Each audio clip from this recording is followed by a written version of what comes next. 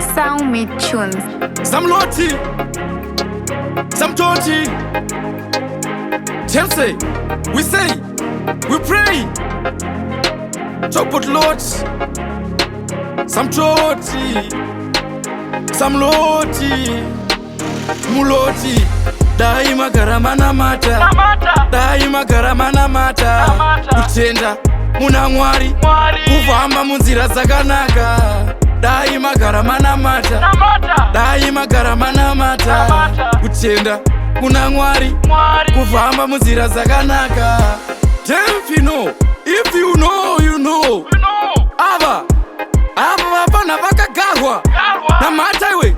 Skiriringa tsarwa, ungamarwa, ungamarwa.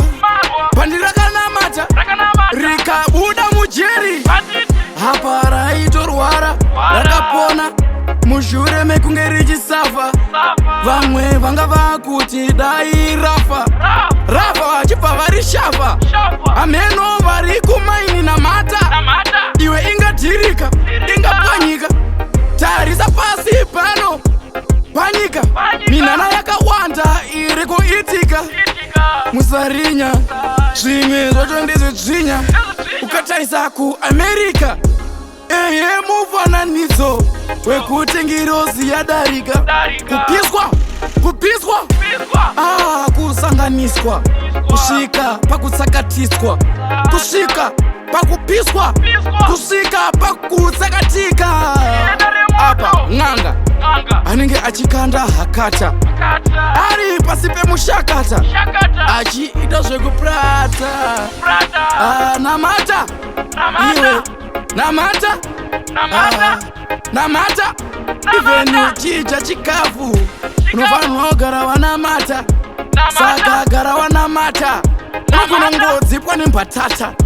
Mushure mekunge wadya iwe, usina kana kunamata, usina kunamata.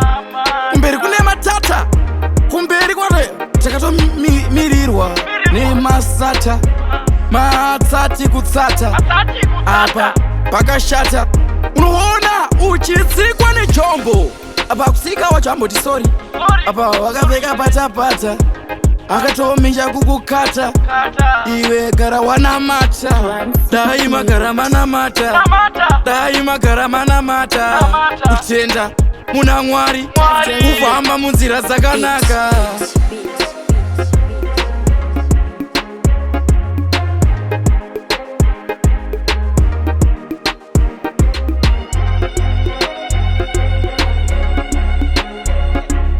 Sound me tunes.